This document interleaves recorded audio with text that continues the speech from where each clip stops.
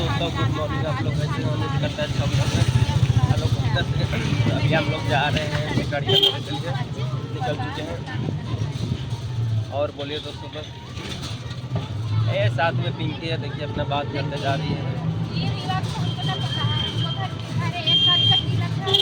अभी तो हम मार्केट में है ना, इसीलिए थोड़ा बोलने में आवाज़ थोड़ा कम जाएगा यार दोस्तों लोग, तो क्या कर सकते हैं। और आप लोग सपोर्ट नहीं कर रहे हैं दोस्तों, क्या करते हैं आप लोग?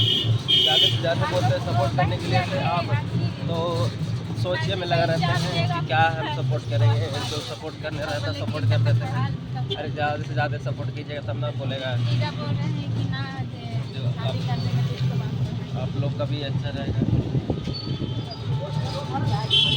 तो महाज पर अभी पहुँच गए दोस्तों, यहाँ से बैठेंगे गाड़ी आगे से सिकाड़िया मोड़ के लिए। सिकाड़िया मोड़ के फिर आगे जाकर वहाँ से फिर दुकान लौटना है, 10-15 मिनट लगेगा जो लगेगा उधर से आने में।